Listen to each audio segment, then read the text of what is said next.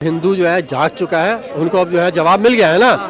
तो अब यह है कि आप कुछ बोलोगे, गलत बोलोगे तो अब जनता जवाब देगी। अब जनता रुकेगी नहीं अब। और आने वाले 24 में तीसरी बार, 29 में चौथी बार, और उसके बाद विपक्ष का चौथा भी होगा, 13वीं भी होगी और बरसी भी होगी। अब जनता जो है धीरे धीरे जनता जनार्दन बनती जा रही है। उसको समझ में आ रहा है कि मुझे धर्म के नाम पे वोट देना है, धर्म की राजनीति पे वोट देना है या डेवलपमेंट की राजनीति पे वोट देना है। डेवलपमेंट और रिलीजन ये धीरे धीरे अब डिफरेंशिएट हो रहा है। बयान का देखो, बयान जो उन्होंने दिया बड़ा निंदनीय है जी। और उन्होंने जैसे जो वर्ड यूज करे है ना जी, वो तो भाई साहब बिल्कुल माफ करने योग्य नहीं है। जो उन्होंने कहा ना कि उन्होंने बोला हिंदुओं ये धर्म है, हिंदू धर्म एक धोखा है।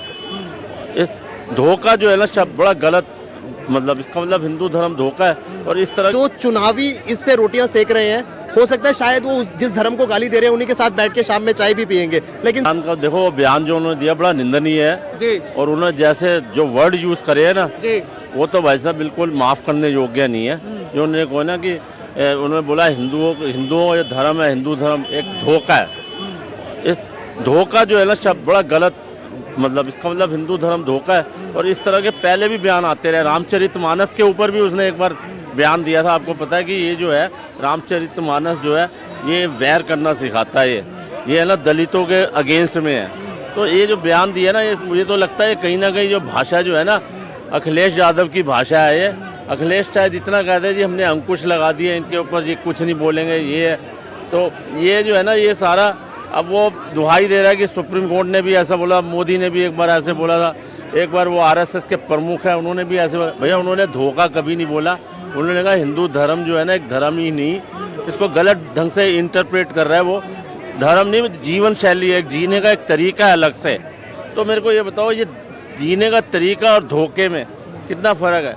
ये बड़ा चीप वर्ड यूज़ करे हैं मुझे तो। और इसकी बेटी जो है सुगंध्या मिश्रा, वो आपको पता है बीजेपी की सांसद है, ठीक है। और वो घोर सनातनी है और बहुत हिंदू धर्म के मतलब फेवर में है, अच्छा बोलती है। और ये भी पहले बीजेपी में था। जब ये पहले बीजेपी में था, इस मंत्री था, 5 साल कुछ नहीं बोला, 5 साल मंत्री रहा है। और आज इसको ये याद आ रहा है। मुझे तो लगता है कहीं ना कहीं आखिर कब तक चलेगी धर्म की राजनीति?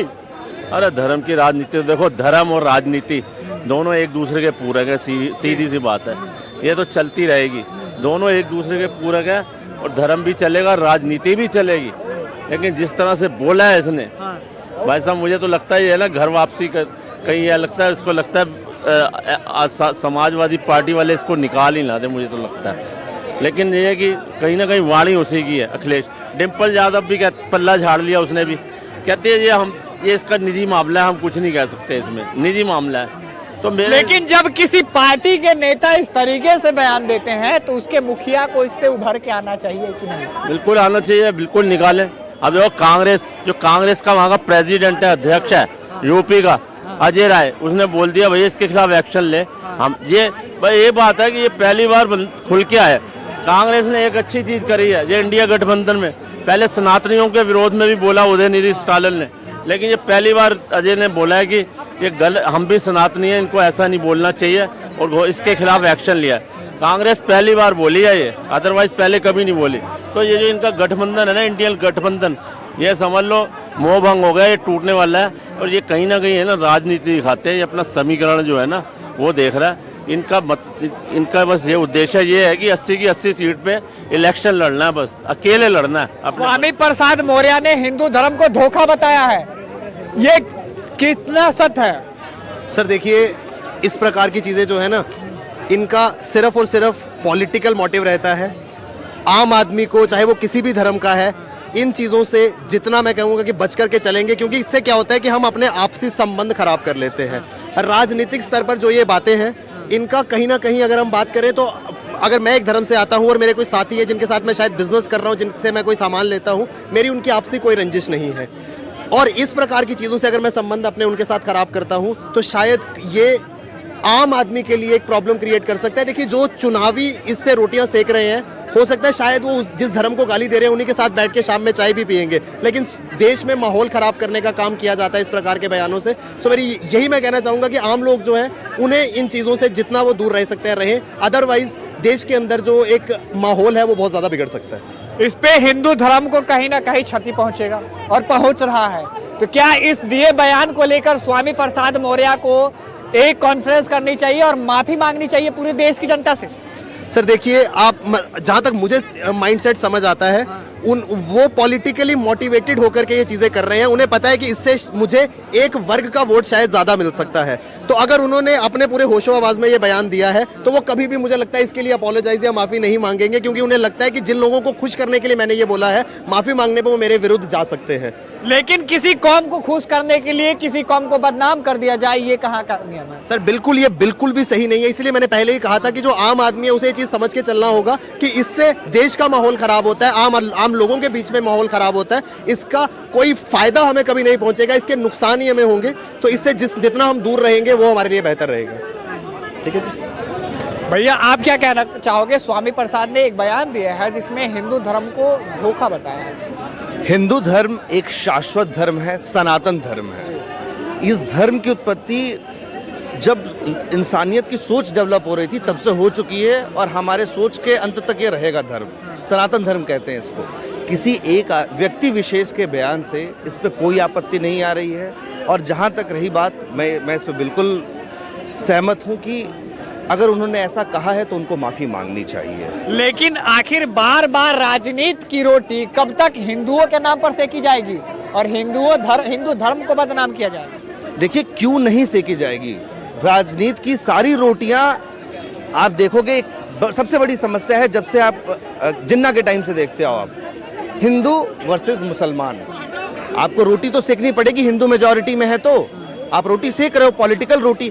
अब जनता जो है धीरे धीरे जनता जनार्दन बनती जा रही है। उसको समझ में आ रहा है कि मुझे धर्म के नाम पे वोट देना है, धर्म की राजनीति पे वोट देना है या डेवलपमेंट की राजनीति पे वोट देना है। डेवलपमेंट और रिलीजन ये धीरे धीरे अब डिफरेंशिएट हो रहा है।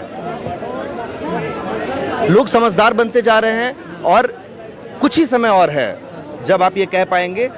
मैं ये कहूँगा कि हम एक सेकुलर स्टेट हैं, सारे धर्मों की इज्जत है और आप हिंदू धर्म के अगेंस्ट जाके बोलना एक अपीजमेंट पॉलिटिक्स है और कुछ नहीं है। उनको माफी मांगनी चाहिए इसके। ऐसा नहीं लग रहा कि ऐसे बयान देने से समाजवादी पार्टी में कई तरीके के मतभेद हो सकते हैं और फिर 2024 में इतना बड़ा चुनाव है लोकसभा का, पार्टी को क्षति पहुंचेगी? बिल्कुल पहुंचेगी क्षति।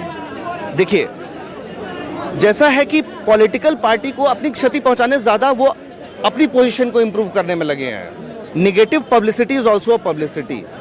कहीं ना कहीं वो पब्लिसिटी लेने में लगे हुए हैं। वो नेगेटिव पब्लिसिटी करके ही लेंगे पब्लिसिटी। बाद में भले एक छोटा सा बयान जारी करके प्रेस कॉन्फ्रेंस में धीमी आवाज में बोल दें कि मैं माफी मांगता हूं, लेकिन लोगों तक पहुंच तो गया उनका बयान। बिल्कुल, ये 2024 के पॉलिटिक्स की रणनीति बनाना है और एक लोगों को मोबिलाइज करना है, चाहे सही चाहे गलत तरीके से। Polarising the people is their objective. आप इस बयान को किस रूप से देखते हैं और बाकी जनता को क्या कहना चाहते हैं? किस बयान को किस तरीके से ले? मैं ये जनता को कहना चाहता हूं कि धर्म जो है आपका एक पर्सनल स्पेस में है। पॉलिटिक्स जो है वो सेवा है लोगों की, न कि एक धर्म विशेष की सेवा है। उसको लेकर के अपने वोट बैंक को बिल्कुल मोबिलाइज मत होने दीजिए और आपका धर्म आप तक सीमित रहेगा।